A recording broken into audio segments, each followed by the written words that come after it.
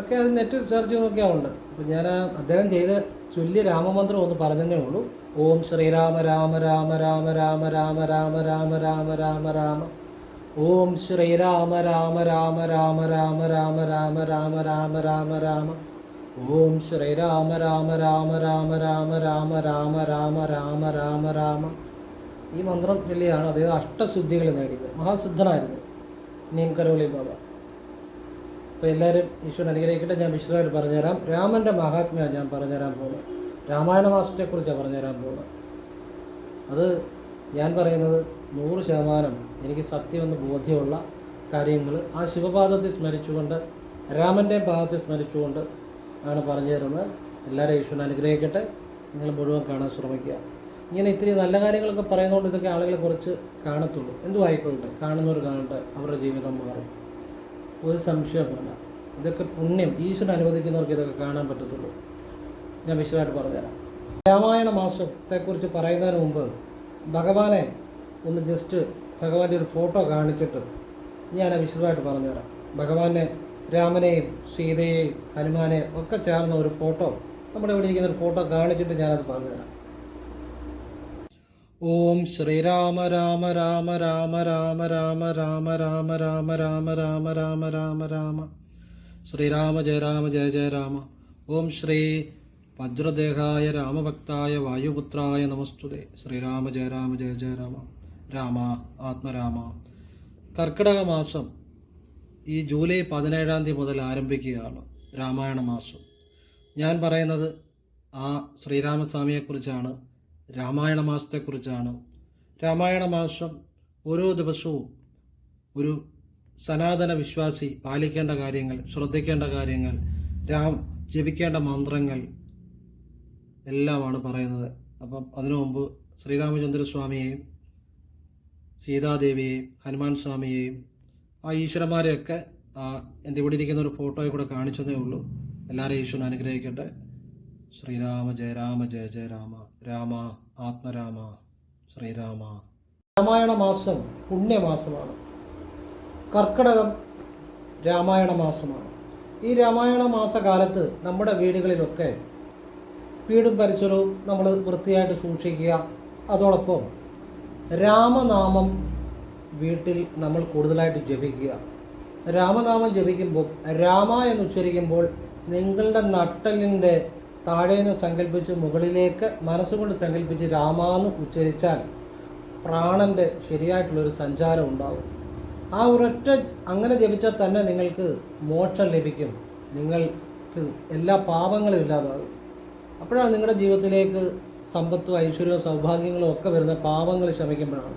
ഇപ്പം രാമ എന്ന് ജപിക്കുമ്പോൾ, വാ കൊണ്ട് ഉച്ചരിച്ച് ജപിക്കുമ്പോൾ നിങ്ങളുടെ നട്ടലിൻ്റെ താഴേന്ന് മുകളിലേക്ക് ഉച്ചി വരെ ഒന്ന് സങ്കല്പിച്ച്, മനസ്സുകൊണ്ട് സങ്കല്പിച്ച് കണ്ണു തുറന്ന് രാമ രാമ രാമ ഓം ശ്രീരാമ രാമ രാമ രാമ രാമ രാമ ശ്രീരാമ രാമ രാമ രാമ രാമ എന്ന് അങ്ങനെ ജപിക്കണം. അപ്പോഴാണ് ശരിക്കും നിങ്ങളുടെ ഉള്ളിൽ ആ ചക്രാസുലെ ആ രാമശബ്ദം ഇങ്ങനെ ശ്രദ്ധിച്ച്, മനസ്സുകൊണ്ട് ശ്രദ്ധിച്ച് ജപിക്കുമ്പോഴാണ് നിങ്ങളുടെ ഉള്ളിലെ ആ പാപങ്ങൾ ശമിക്കും. ഊർജത്തിൻ്റെ ഒരു പ്രവാഹം നട്ടലിൻ്റെ താഴെ നിന്ന് മുകളിലേക്ക് ഉണ്ടാകും, ഉച്ചയിലേക്ക്.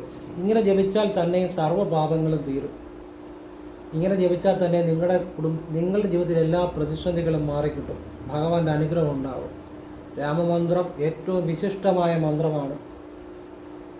ഏറ്റവും വിശിഷ്ടമായ മന്ത്രമാണ് രാമമന്ത്രം. രാമമന്ത്രത്തിൻ്റെ ശക്തിയെക്കുറിച്ച് പറയാൻ ആരും ആളല്ല. അപ്പം ഞാൻ രാമായണ മാസം നിങ്ങൾ വീട്ടിൽ ചെയ്യേണ്ട കാര്യങ്ങൾ പറഞ്ഞുതരാം. രാമായണ മാസം നിങ്ങൾ സാധിക്കുമെങ്കിൽ രാവിലെ തന്നെ അമ്പലത്തിൽ പോകണം, ക്ഷേത്ര ദർശനം ചെയ്യണം. അതോടൊപ്പം രാമായണ മാസം നിങ്ങൾ വീട്ടിൽ നിങ്ങൾ കഴിയുന്ന അത്ര മത്സ്യമാംസാദികൾ കഴിക്കാതെ തന്നെ ഓരോ കാര്യങ്ങളും ചെയ്യുന്നത് നല്ലതാണ്. ഇനിയിപ്പോൾ അതല്ല, ഇപ്പോൾ മത്സ്യമാംസാദികൾ ഇപ്പോൾ ചിലർ അത് ഉപയോഗിക്കുന്നവരുണ്ടായിരിക്കും. പക്ഷേ കഴിവതും ഉപയോഗിക്കാതിരിക്കുന്നത് നല്ലതാണ്. പിന്നെ നിങ്ങൾ ഇഷ്ടം പോലെ ചെയ്യാം. മനസ്സ് ശുദ്ധമായിരിക്കുക, അത്രയേ ഉള്ളൂ. അതാണ് ഏറ്റവും പ്രധാനം. പറ്റുന്നവർ മത്സ്യമാംസാദികൾ ഉപയോഗിക്കാതിരിക്കുക. പറ്റാത്തവരിപ്പോൾ ഉപയോഗിക്കുന്നതിൽ നമ്മളെന്ത് പറയണം? എന്തായാലും മനസ്സ് ശുദ്ധമായിരിക്കണം. അതാണ് മനഃശുദ്ധിയോടെ രാമമന്ത്രം ജപിക്കണം. അതാണ് എനിക്ക് പറയാനുള്ളത്. പിന്നെ രാമായണ മാസത്തിലെ വ്യാഴാഴ്ചകൾ ഒരു മാസം ശരാശരി 4 വ്യാഴാഴ്ച ഉണ്ടാകും. അത് സാമാന്യം ആ നിലയിൽ പറയുന്നതാണ്. കർക്കിടക മാസത്തിലെ ഓരോ വ്യാഴാഴ്ചയും ഞാനീ പറയുന്ന കാര്യം നിങ്ങൾ ചെയ്യണം. അന്ന് നിങ്ങൾ എല്ലാ ദിവസത്തെ പോലെ രാമായണ മാസം മുഴുവനും നിങ്ങൾ ക്ഷേത്രദർശനം ദിവസവും രാവിലെ ചെയ്യുവാണെങ്കിൽ നല്ലതാണ്. വൈകിട്ട് ക്ഷേത്രദർശനം ചെയ്യുവാണെങ്കിൽ നല്ലതാണ്. പറ്റുന്നതുപോലെ ചെയ്യുക. പറ്റാത്ത ഒരാഴ്ചയിലാണെങ്കിലും വ്യാഴാഴ്ചയെങ്കിലും ക്ഷേത്രദർശനം ചെയ്യുക. അപ്പോൾ എന്തായാലും വ്യാഴാഴ്ച രാമായണ മാസത്തിലെ വ്യാഴാഴ്ചയ്ക്ക് പ്രാധാന്യമുണ്ട്. അന്ന് ക്ഷേത്രദർശനം നിങ്ങൾ ചെയ്യുക. അടുത്തുള്ള കൃഷ്ണൻ്റെ അല്ലെങ്കിൽ വിഷ്ണുവിൻ്റെ ക്ഷേത്രത്തിൽ രാമൻ്റെ ക്ഷേത്രം എല്ലായിടത്തും ഇല്ലല്ലോ. അപ്പോൾ കൃഷ്ണൻ്റെ അല്ലെങ്കിൽ വിഷ്ണുവിൻ്റെ ക്ഷേത്രത്തിലാണെങ്കിലും ക്ഷേത്രദർശനം ചെയ്യുക. നിങ്ങൾ രാവിലെ അന്ന് ഈ മന്ത്രം ജപിക്കുക കഴിയുന്ന അത്രയും. ശ്രീരാമ ജയ രാമ ജയ ജയ രാമ ശ്രീരാമ ജയം. ഇത് കഴിയുന്ന അത്രയും ജപിച്ച് 1 മിനിറ്റോ ഒക്കെ നിങ്ങളെക്കൊണ്ട് പറ്റുന്ന പോലെ ജപിക്കുക.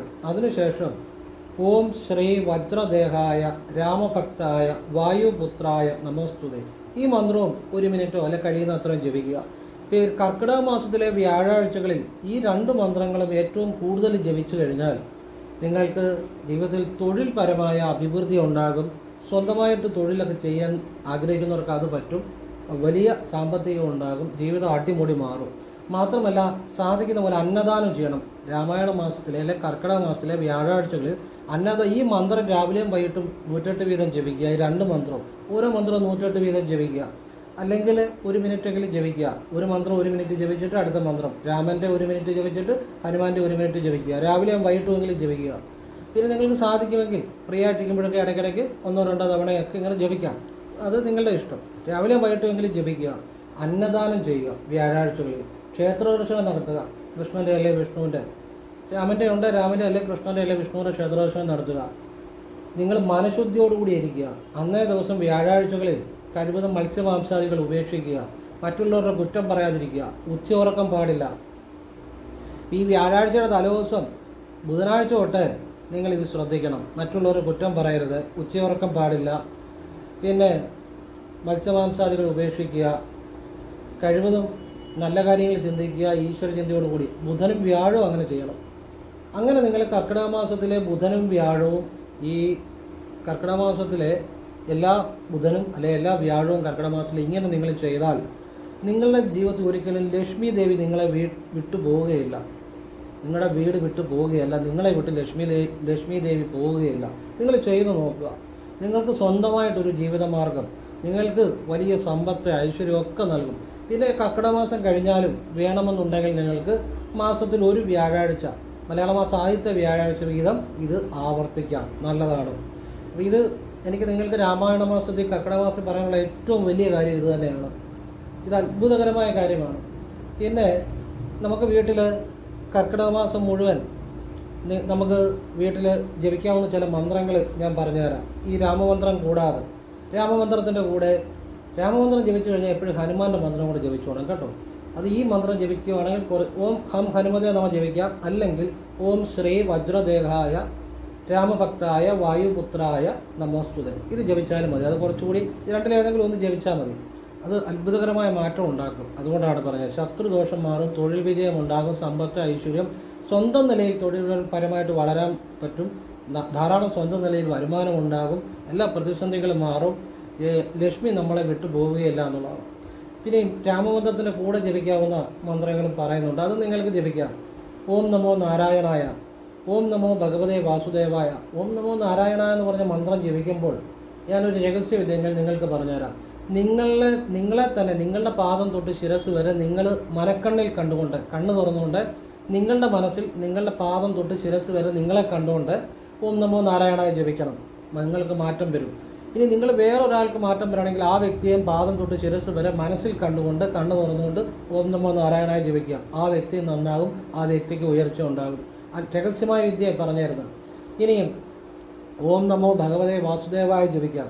ഓം നമോ ഭഗവതേ വാസുദേവായ ജപിക്കുമ്പോൾ ഭഗവാൻ നാരായണനെ പാദം തൊട്ട് ശിരസ് വരെ സങ്കല്പിച്ച് ജപിക്കണം. ഭഗവാന്റെ ശരീരം തന്നെയാണ് മന്ത്രം. ആ ദിവ്യ ശരീരം തന്നെയാണ് ഓം നമോ ഭഗവതേ വാസുദേവായ. ഓം നമോ ഭഗവതേ വാസുദേവായ ഭക്തിയോടെ വിശ്വാസത്തോടെ ഭഗവാനെ വിശ്വസിച്ച് ജപിച്ചു കഴിഞ്ഞാൽ ആ വ്യക്തിക്ക് ജനിമൃതികളില്ലെന്നാണ് പറയുന്നത്. പിന്നെ ഭൂമിയിലേക്ക് ഒരു വരവില്ല. ആ ഭഗവാനെ തന്നെ പ്രാപിക്കുമെന്നാണ് പറയുന്നത്. അപ്പോൾ പുണ്യമാസമായ കർക്കിടക മാസമായ രാമായണ മാസമായ ആ രാമായണ മാസത്തിൽ ഓം നമോ ഭഗവതേ വാസുദേവായ ഈ വിധം നിങ്ങൾ ഭഗവാനെ സങ്കല്പിച്ച് ജപിച്ചാൽ, ഭഗവാന്റെ പാദം മുതൽ ശിരസ് വരെയുള്ള ആ ഭഗവാന്റെ ഓരോ അംഗങ്ങളെയും സങ്കല്പിച്ചുകൊണ്ട് ഓം നമോ ഭഗവതേ വാസുദേവായ അങ്ങനെ ഓരോ അക്ഷരം പെറുക്കി ജപിക്കണം. നിങ്ങൾക്ക് സായുജ്യമുണ്ടാകും. ഞാൻ ആ ഒരു വാക്ക ഉപയോഗിക്കുന്നു, സായുജ്യം. സായുജ്യമുണ്ട്, സാരൂപ്യമുണ്ട്, സാമീപ്യമുണ്ട്, സാലോക്യമുണ്ട്. ഇതിൽ സായുജ്യമുണ്ടാകും, അതിനപ്പുറത്ത് യാതൊന്നുമില്ല. സായുജ്യം നിങ്ങൾക്ക് ഈ ഭഗവാനിൽ പ്രാപിക്കാൻ പറ്റും, ഭഗവാനോട് ചേരാൻ പറ്റും. നിങ്ങൾക്ക് ഏറ്റവും വലിയ പുണ്യമുള്ള കാര്യമാണ് ഞാൻ പറഞ്ഞത്.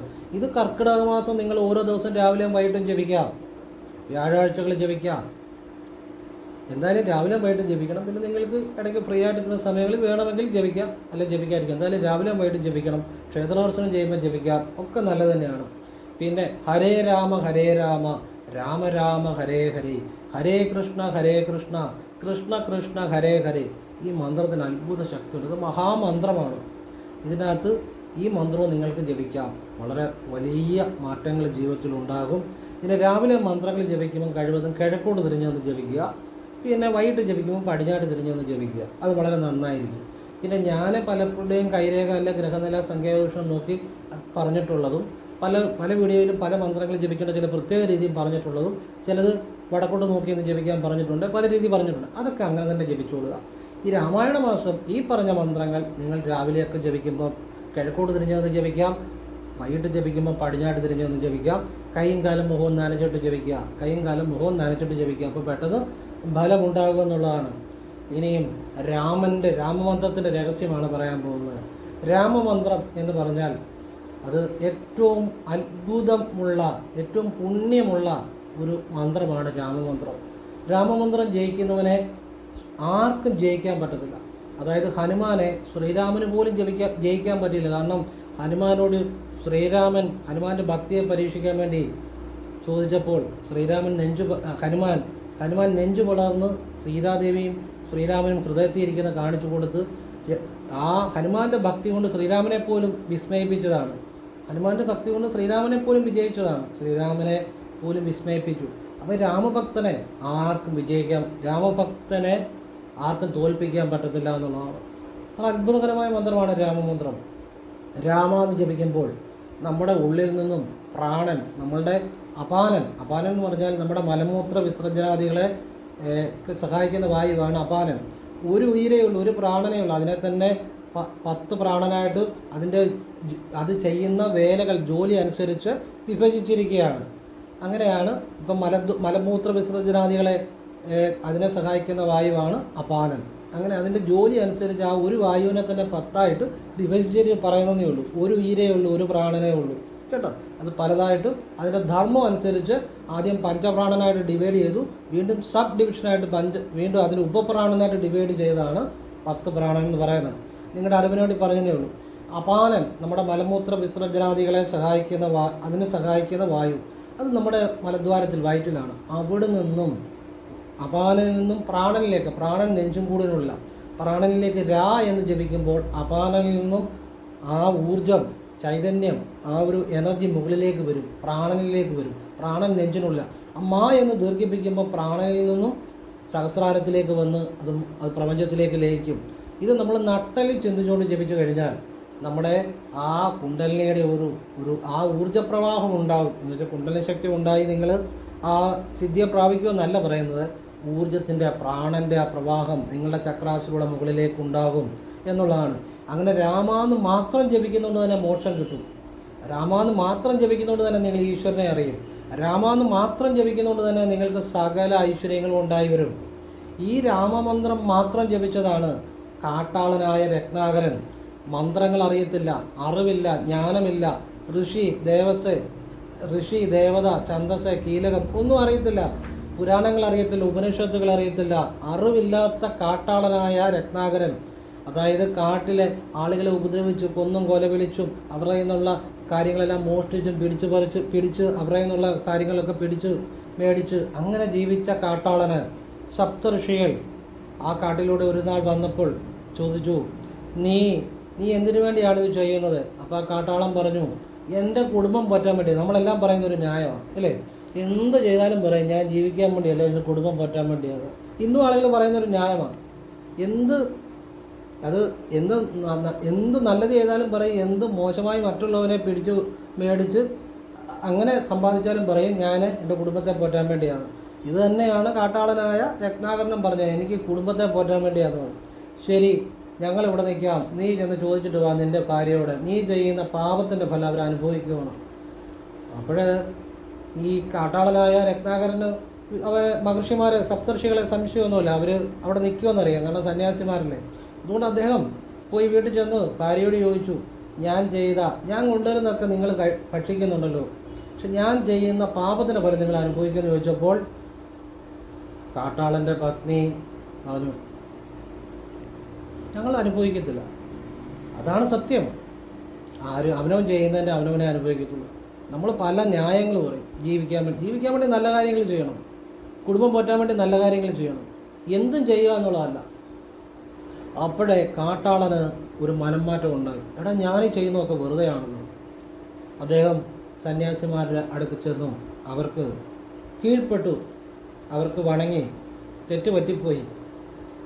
അപ്പോൾ ആ മഹർഷിമാർ ഉപദേശിച്ചു കൊടുക്കുന്ന രണ്ടക്ഷരം പറഞ്ഞു കൊടുക്കുന്നത്, രാമ എന്നുള്ള രണ്ടക്ഷരം. ഈ രണ്ടക്ഷരം മാത്രമേ പറഞ്ഞു കൊടുക്കുന്നുള്ളൂ. വേദങ്ങൾ പറഞ്ഞു കൊടുത്തില്ല, ഉപനിഷത്തുകൾ പറഞ്ഞു കൊടുത്തില്ല, വലിയ മന്ത്രങ്ങളോ ഒന്നും അറിയത്തില്ല. രണ്ടക്ഷരം രാമ. ഈ രണ്ടക്ഷരം കാട്ടാളനായ രത്നാകരൻ അത് തുടർച്ചയായിട്ട് ജപിച്ച് വാൽമീകം ചെതൽപുറ്റ് വന്ന് ഇദ്ദേഹത്തെ മൂടി. അങ്ങനെ അവസാനം ഇദ്ദേഹം ചിതൽപുറ്റ് തകർന്ന് ഒരു സന്യാസിയായിട്ട് ആ ചിതൽപുറ്റിൽ നിന്ന് വെളിവരികയാണ് വർഷങ്ങളുടെ തപസ്സിന് ശേഷം. അങ്ങനെയാണ് അദ്ദേഹം വാൽമീകി എന്നറിയപ്പെടുന്നത്. അദ്ദേഹം ചിരഞ്ജീവിയായി. ഞാൻ ഒരു പത്രത്തിന് വേണ്ടി ഞാൻ ആദ്യമായിട്ടൊരു ലേഖനം എഴുതി. ആ ലേഖനം എഴുതിയത് കാട്ടാളനിൽ നിന്നും സന്യാസിയിലേക്ക്, അങ്ങനെയാണെന്നാണ് തോന്നുന്നത്. ഈ സംഭവം എഴുതിയത് വാൽമീകിയുടെ കഥയാണ് എഴുതിയത്. ആദ്യമായിട്ട് ഞാൻ ഒരു പത്രത്തിൽ എഴുതുന്ന ലേഖനം ആദ്യമായിട്ട് ചെയ്യുന്ന വർഷങ്ങൾക്ക് മുമ്പാണ്. അപ്പോൾ ഞാനതൊന്ന് പറഞ്ഞതേ ഉള്ളൂ. അപ്പോൾ ഇത്ര മഹത്തരമുണ്ട് ഈ രാമമന്ത്രത്തിന്. അതായത് ആ രണ്ടക്ഷരത്തിന് ഒരു കാട്ടാളനെ ചിരഞ്ജീവിയായ സന്യാസിയാക്കി മാറ്റാൻ പറ്റി. രണ്ടക്ഷരം മാത്രമേ ഉള്ളൂ, അല്ലാതെ വലിയ അറിവില്ല അവിടെ. നിങ്ങൾ വിചാരിക്കുന്ന പോലെ ഒരുപാട് കാര്യങ്ങളൊന്നും, രണ്ടക്ഷരം മാത്രമേ ജപിച്ചുള്ളൂ. ആ അക്ഷരത്തിനൊക്കെ എന്നാ ശക്തിയായിരിക്കും ആലോചിച്ച് നോക്കി. പിന്നെ ഈ രാമമന്ത്രത്തിൻ്റെ രാമൻ്റെ ശക്തി അറിഞ്ഞവരാണ് വിഭീഷൺ, അതുപോലെ ഹനുമാൻ്റെ ശക്തി രാമമന്ത്രമാണ്. വാൽമീകി, ശബരി ഒക്കെ രാമമന്ത്രത്തിൻ്റെ മഹാത്മ്യം അറിഞ്ഞ ഒരാൾ. പരശുരാമൻ രാമൻ്റെ മഹത്വം അറിഞ്ഞതാണ്. ഇങ്ങനെ ശ്രീരാമൻ എന്ന് പറഞ്ഞാൽ ആ രാമമന്ത്രം ജപിച്ച എത്രയോ സിദ്ധന്മാരുണ്ടെന്നറിയാമോ? ഈ നീംകരോളി ബാബ രാമമന്ത്രം ജപിച്ച അഷ്ടസിദ്ധികളും നേടിയ സിദ്ധനാണെന്നാണ് പറയപ്പെടുന്നത്.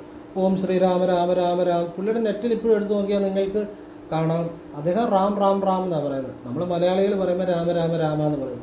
ഓം ശ്രീരാമ രാമ രാമ രാമ രാമ രാമ, ഇതാ അദ്ദേഹം ജപിച്ചുകൊണ്ടിരുന്നത്. അദ്ദേഹത്തിന് അത്ഭുതമായ ഒരുപാട് കഴിവുകളുള്ളതായിട്ടാണ് പറയപ്പെടുന്നത് നീംകരോളി ബാബ. അപ്പോൾ അതൊക്കെ സമാധിയായി. എങ്കിൽ നിങ്ങൾ നെറ്റിലും ഗൂഗിളിലും ഒക്കെ നോക്കിയാൽ അദ്ദേഹത്തിന് കാര്യങ്ങൾ കാണാം, നീംകരോളി ബാബയുടെ. ഇതങ്ങനെ ഒരുപാട് ആളുകൾ രാമമന്ത്രം കൊണ്ട് തന്നെ ജീവിതത്തിൽ അത്ഭുതങ്ങൾ നേടിയിട്ടുണ്ട്. ഇനിയും ഞാൻ പലർക്കും ഈ വാഹനങ്ങൾ ശ്രദ്ധിക്കേണ്ട ചില സമയങ്ങൾ, ഏഴരശനി ആയിക്കോട്ടെ, ഏഴരശനി, കണ്ടകശനി, അഷ്ടമശനി, പ്രത്യേകിച്ച് ഏഴരശനി സമയങ്ങളിൽ ഞാൻ പറയും, നിങ്ങൾ വാഹനത്തിൽ കയറുന്നതിന് മുമ്പ് ശ്രീരാമ ജയരാമ ജയ ജയരാമ ജപിക്കുക, ഓം നമോ നാരായണ ജപിക്കുക, ഇറങ്ങുമ്പോഴും അതുപോലെ ചെയ്യുക. അങ്ങനെ എത്ര ആളുകൾ എന്തെല്ലാം അപകടത്തിൽ നിന്ന് രക്ഷപ്പെട്ടിട്ടുണ്ടെന്നറിയോ? ട്രെയിൻ അപകടത്തിൽ നിന്ന് രക്ഷപ്പെട്ടിട്ടുണ്ട്, ഒരുപാട് അപകടങ്ങളിൽ നിന്ന് രക്ഷപ്പെട്ടിട്ടുണ്ട്. രാമമന്ത്രത്തിൻ്റെ ശക്തി നിങ്ങൾ ജപിച്ചു നോക്കുക, നിങ്ങൾക്ക് സ്വയം അറിയാൻ പറ്റും. പിന്നെ നമ്മൾ ശ്രദ്ധിക്കേണ്ട ഭാഗം നമ്മൾ ശ്രദ്ധിക്കണം. പക്ഷെ രാമമന്ത്രത്തിൻ്റെ ശക്തി അതാണ്, നിങ്ങൾക്ക് സ്വയം അനുഭവിച്ചറിയാൻ പറ്റും രാമൻ്റെ മഹാത്മ്യം, രാമമന്ത്രത്തിൻ്റെ ശക്തി. അപ്പോൾ ഇങ്ങനെയുള്ള രാമമന്ത്രം ജപിക്കാൻ വേണ്ടി മാത്രം ഒരു പുണ്യമാസമുണ്ട്. എല്ലാ മാസവും ജപിക്കാം, പക്ഷേ എങ്കിലും അതിന് കൂടുതൽ പ്രാധാന്യമുള്ള ഒരു പുണ്യമാസമുണ്ട്. അതാണ് കർക്കിടക മാസം. ആ മാസം രാമമന്ത്രം കൂടുതൽ നിങ്ങൾ ജപിക്കുക, രാമനെ അറിയുക. രാമമന്ത്രം ജപിച്ചു കഴിഞ്ഞാൽ ഹനുമാൻ്റെ മന്ത്രം കൂടെ ജപിക്കണം കേട്ടോ. അപ്പോൾ ജീവിതത്തിൽ വലിയ മാറ്റങ്ങളുണ്ടാവും. നിങ്ങളുടെ ഒരു തരത്തിലുള്ള ശത്രുദോഷങ്ങളും ഒന്നും മാറ്റത്തില്ല. പിന്നെ സ്വന്തം തൊഴിൽ ചെയ്ത് വളരെ സമ്പത്തുണ്ടാക്കിയവരുണ്ട് ശ്രീരാമനെ ഹനുമാനെ ഇതുപോലെ മന്ത്രം ജപിച്ച്. എന്ന് വെച്ചാൽ നമ്മുടെ ജീവിതമേ മാറും. നമ്മളിപ്പോൾ ഒരു തൊഴിൽ ചെയ്യുന്നു, നമുക്ക് നിശ്ചിത വരുമാനം കിട്ടുന്നു. പക്ഷേ ശ്രീരാമൻ്റെ ഹനുമാൻ്റെ അനുഗ്രഹം ഉണ്ടായാൽ സ്വന്തമായിട്ടൊക്കെ എന്തെങ്കിലും ചെയ്യാനും വലിയ സാമ്പത്തികം ഉണ്ടായാൽ അങ്ങനെയൊക്കെ വലിയ സമ്പന്നരായവരുണ്ട്. അതിന് നിങ്ങൾ വ്യാഴാഴ്ചകൾ ഉപയോഗപ്പെടുത്തുക. കർക്കിടക മാസത്തിലെ വ്യാഴാഴ്ച, ഇത് എല്ലാ ദിവസവും ചെല്ലാം, അതിനകത്തൊന്നും കുഴപ്പമില്ല. എങ്കിലും വ്യാഴാഴ്ചകൾ നിർബന്ധമായിട്ടും നിങ്ങളത് പ്രയോജനപ്പെടുത്തുക. ഇനിയും രാമായണത്തിലെ ചില ഭാഗങ്ങൾ പാരായണം ചെയ്താൽ പ്രത്യേക അനുഗ്രഹങ്ങൾ കിട്ടുന്ന ചില കാര്യങ്ങളുണ്ട്. അതായത് അഹല്യാസ്തുതി ഭക്തിയോടെ പാരായണം ചെയ്താൽ ക്ലേശങ്ങൾ മാറിക്കിട്ടുമെന്നുള്ളതാണ്. അതായത് ഗൗതമ പത്നിക്ക് ശ്രീരാമ ശിലയായി കടന്ന ഗൗതമ മുനിയുടെ പത്നിയായ അഹല്യയ്ക്ക് ശാപത്താൽ ശിലയായി വർഷങ്ങളോളം കടന്ന് ശ്രീരാമൻ്റെ പാദസ്പർശമേറ്റതുകൊണ്ട് തന്നെ അഹല്യ സ്വരൂപത്തിലേക്ക് വന്നു. കല്ലായി കിടന്ന ഒരു അഹല്യയ്ക്ക് മോക്ഷം നൽകിയ രാമ ശ്രീരാമ. ആ രാമൻ്റെ മഹത്വമാണ്.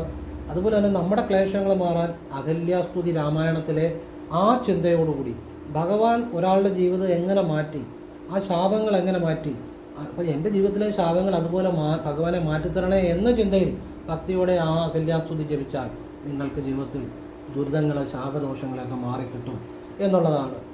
അതാണ് അഹല്യാസ്തുതിയുടെ പ്രത്യേകത. പിന്നെ ലങ്കാമർദ്ദനം ജപിച്ചു കഴിഞ്ഞാൽ കർമ്മവിജയം ഒക്കെ ഉണ്ടാകാൻ നല്ലതാണ്. അതുപോലെ രാവണവധം ഇതുപോലെ ഭക്തിയോടുകൂടി ജപിച്ചാൽ ശത്രുദോഷ നിവാരണത്തിന് നല്ലതാണ്. ജടായു സ്തുതി ഭക്തിയോട് ജപിച്ചാൽ പാപശാന്തി ഉണ്ടാകാൻ നല്ലതാണ്. ദുരിതങ്ങളൊക്കെ തീരാൻ മേഘനാഥവധം ജപിക്കാൻ നല്ലതാണ്. പിന്നെ രാമായണത്തിലെ ഞാനിപ്പോൾ കുറച്ച് ഭാഗങ്ങൾ പറഞ്ഞതേ ഉള്ളൂ. രാമായണത്തിലെ എല്ലാ ഭാഗവും ഓരോ വരിയും ഓരോ അക്ഷരവും നിങ്ങളുടെ ജീവിതം മാറ്റാൻ ശക്തിയുള്ളതാണ്. അപ്പോൾ നിങ്ങൾ രാമാന്ന് ജപിക്കുക എപ്പോഴും നിങ്ങളുടെ നട്ടലിൻ്റെ താഴേന്ന് മുകളിലേക്കൊന്ന് മനസ്സുകൊണ്ട് സങ്കല്പിച്ച് ജപിക്കുക. അപ്പോൾ നിങ്ങൾക്ക് ഒരു ആത്മീയ ഉണർവുണ്ടാകും, നിങ്ങളുടെ ഉള്ളിൽ ആത്മബോധം ഉണ്ടാകും. നിങ്ങളുടെ ഉള്ളിലെ നമുക്ക് പ്രാണശരീരമുണ്ട്. പ്രാണശരീരം എന്ന് വെച്ചാൽ ഊർജ്ജ ശരീരം. ആ നമ്മുടെ കാണാൻ പറ്റുന്ന ഒരു ശരീരമുണ്ട്, ഇത് പിടിക്കാനൊക്കെ പറ്റുന്ന സ്ഥൂല ശരീരം. സൂക്ഷ്മ ശരീരമുണ്ട്, ഊർജ്ജ ശരീരമാണ്, അതിനെ കാണാൻ പറ്റത്തില്ല. ആ പ്രാണശരീരത്തിന് രാമമന്ത്ര ജപം കൊണ്ട് പ്രാണശരീരം ശക്തിപ്പെടും, ബലപ്പെടും. അങ്ങനെയാണ് ഈ സിദ്ധന്മാരും മഹർഷിമാരും ഒക്കെ ഈ രാമമന്ത്രത്തിൻ്റെ ശക്തി കൊണ്ട് പല അത്ഭുതങ്ങളും ജീവിതത്തിൽ നേടിയിട്ടുള്ളത്. അപ്പോൾ അതിന് രാമമന്ത്രത്തിന് സാധിക്കുമെന്നുള്ളതാണ്. ആ രാമനെക്കുറിച്ചാണ് ഞാൻ പറയുന്നത്, ആ രാമമന്ത്രത്തെക്കുറിച്ചാണ് ഞാൻ പറയുന്നത്. പറഞ്ഞാൽ മനസ്സിലായില്ലേ?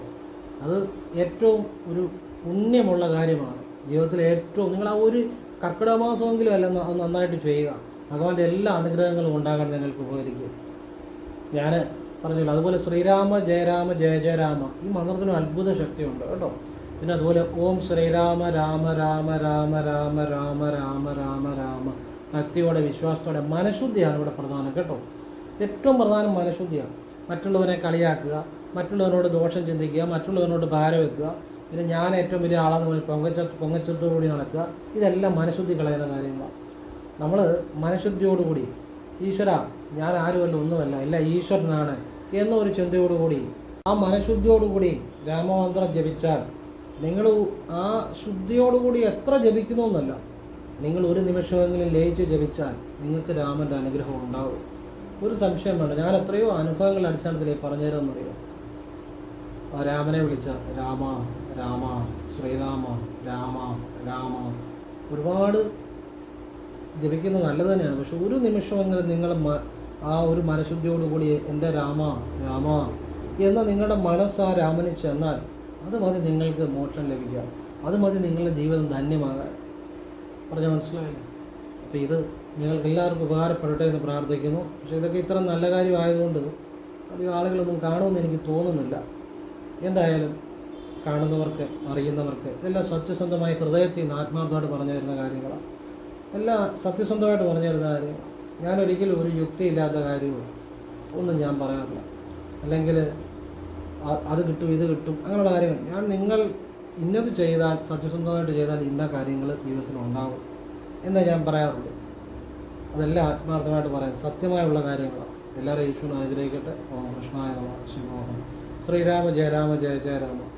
ഓം ശ്രീരാമ രാമ രാമ രാമ രാമ രാമ രാമ രാമ രാമ രാമ രാമ ഓം ശ്രീരാമ രാമ രാമ രാമ രാമ രാമ രാമ രാമ രാമ രാമ രാമ രാമ രാമ രാമ ഓം ശ്രീരാമ രാമ രാമ രാമ രാമ രാമ രാമ രാമ രാമ രാമ രാമ രാമ ഓം ശ്രീരാമ രാമ രാമ രാമ രാമ രാമ രാമ രാമ രാമ രാമ രാമ രാമ രാമ ഓം ശ്രീരാമ രാമ രാമ രാമ രാമ രാമ രാമ രാമ രാമ രാമ രാമ രാമ രാമ ഓം ശ്രീരാമ രാമ രാമ രാമ രാമ രാമ രാമ രാമ ശ്രീരാമ ജയ രാമ ജയ ജയ രാമ ശ്രീരാമ ജയ ശ്രീരാമ ജയ ഓം ഹം ഹനുമതേ നമഃ ഓം ശ്രീ വജ്രദേഹായ രാമഭക്തായ വായുപുത്രായ നമോസ്തു ശ്രീരാമ ജയ രാമ ജയ ജയ രാമ രാമ ആത്മരാമ ശ്രീരാമ ആത്മരാമ രാമ. എല്ലാവർക്കും ഭഗവാൻ അനുഗ്രഹം ഉണ്ടാകട്ടെ. ഇതെല്ലാം ഹൃദയത്തിൽ നിന്നാണ് പറയുന്നത്. ഒരു വീഡിയോയ്ക്ക് വേണ്ടിയും ഒന്നുമല്ല, പറഞ്ഞത് ആത്മാർത്ഥത്തോടു കൂടിയാണല്ലോ, സത്യസന്ധമായിട്ടാണ്. എല്ലാവർക്കും ഈശ്വരൻ അനുഗ്രഹം ഉണ്ടാകട്ടെ എന്ന് ഹൃദയത്തിൽ നിന്ന് പ്രാർത്ഥിക്കുന്നു. ഓം കൃഷ്ണായ നമഃ. ശിവോഹം ശിവ ശിവ. ശ്രീരാമ ജയ രാമ ജയ ജയ രാമ.